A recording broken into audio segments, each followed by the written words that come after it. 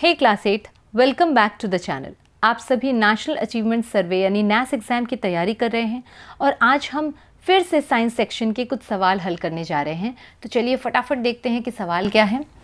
Which of the statements is an example of neutralisation reaction? इनमें से कौन सा स्टेटमेंट न्यूट्रलाइजेशन रिएक्शन का एक एग्जाम्पल है? Addition of litmus solution to hydrochloric acid या addition of litmus solution to caustic soda? तो addition of litmus solution neutralization reaction नहीं होता है।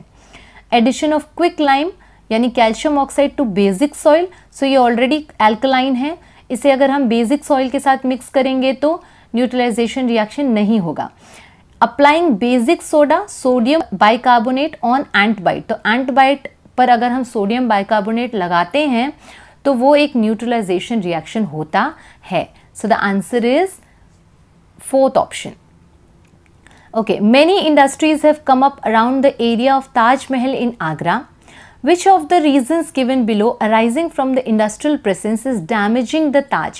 आपको क्या लगता है कि अगर ताज महल आगरा में स्थित है, वहाँ पर अगल बगल बहुत सारी इंडस्ट्रीज आ गई हैं, तो इनमें से कौन सा रीज़न जो हमें दिए हुए हैं रीजन्स, इनमें से कौन सा जो रीज़न है वो एक्चुअली ताजमहल को डैमेज कर रहा है?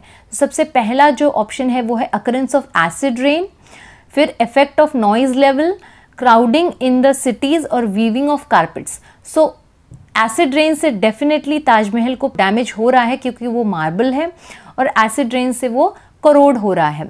नॉइज लेवल बढ़ने से ताजमहल को कोई फ़र्क नहीं पड़ता है, सिटी में क्राउडिंग होने से भी ताजमहल को कोई फ़र्क नहीं पड़ता है, और अगर कारपेट्स वीव किए जाते हैं तो भी ताजमहल को कोई फ़र्क नहीं पड़ता है। तो ताजमहल डैमेज क्यों हो रहा है? अकरेंस ऑफ एसिड रेन की वजह से। ओके, नेक्स्ट क्वेश्चन देखते हैं। Reshma accidentally placed her hand over the flame and immediately pulled it back. Reshma ने गलती से फ्लेम के ऊपर अपना हाथ रख दिया और जैसे ही उनको हाथ रखा वैसे ही उन्होंने अपने हाथ को पीछे खींच लिया। She pulled it back.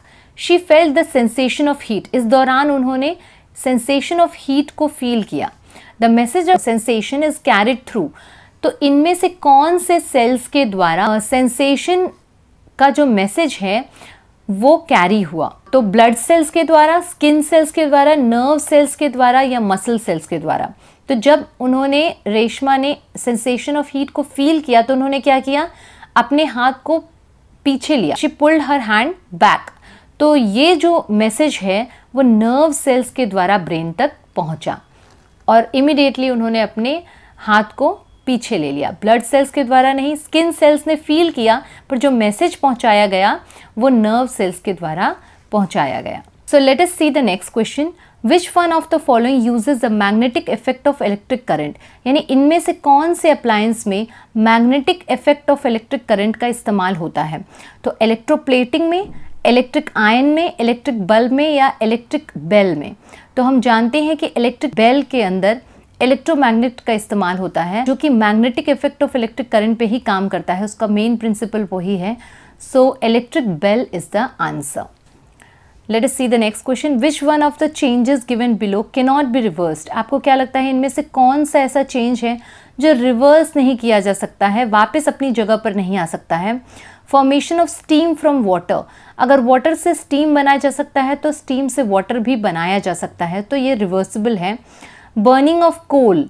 अगर कोल को बर्न कर दिया जाए और राख बन गया तो वापस उसे कोल नहीं बनाया जा सकता। Dissolving salt in water. तो अगर वाटर को आप डिज़ोल्व कर देंगे सॉल्ट में तो वो भी रिवर्सिबल है क्योंकि सॉल्टी वाटर से वापस सॉल्ट मिल सकता है। और मेल्टिंग ऑफ वैक्स भी एक रिवर्सिबल चेंज है। So the answer is burning of coal which is irreversible, which can not be reversed. Next question. When does respiration occur in plants? Plants में respiration कब होता है? सिर्फ नाइट टाइम पे, only during day time, all the time, या only when photosynthesis does not occur?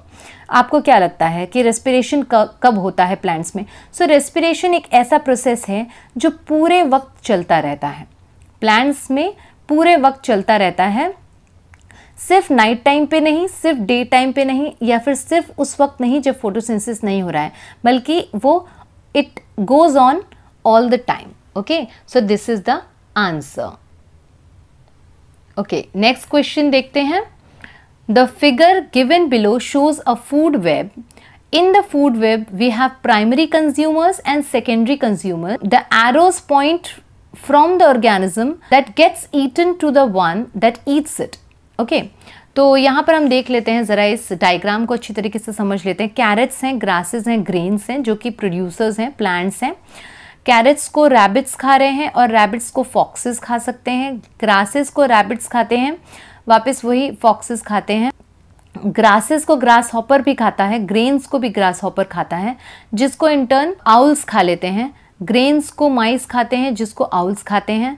Grains को birds खाते हैं और ग्रास हॉपर्स जब ग्रेन्स को खाते हैं तो ग्रास हॉपर्स को बर्ड्स खाते हैं. तो इस तरह से ये पूरा एक वेब बनाया गया है जहाँ पर 3 चीज़ें हमें देखने मिल रही हैं. प्लांट्स जो कि प्रोड्यूसर्स हैं, जो प्राइमरी कंज्यूमर्स होते हैं, जो हर्बीवोर्स होते हैं जो कि प्रोड्यूसर्स को खाते हैं, प्लांट्स को खाते हैं, और जो सेकेंडरी कंज्यूमर्स होते हैं वो प्राइमरी कंज्यूमर्स को खाते हैं. तो यहाँ पर हमें देखना है कि कौन सा सेंटेंस ट्रू है. Which sentence is true? Primary consumers eat plants. Primary consumers plants खाते हैं. Primary consumers eat animals. Primary consumers animals खाते हैं.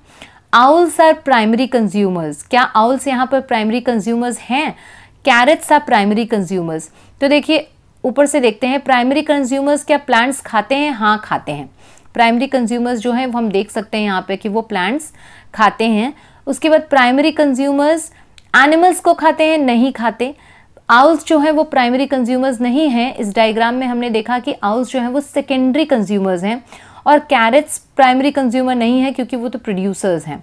सो जो पहला हमारा सेंटेंस था, प्राइमरी कंज्यूमर्स ईट प्लांट्स, ये बिल्कुल सही है. So this sentence is true in चारों सेंटेंसेस में. तो इस तरह से हमने कुछ क्वेश्चन साइंस के सॉल्व किए हैं और आई होप कि आपको मज़ा आया. अगर आपको वीडियो पसंद आया तो वीडियो को लाइक कीजिए, शेयर कीजिए और चैनल को सब्सक्राइब करना बिल्कुल भी मत भूलिए. तब तक के लिए keep learning and keep growing. Thank you.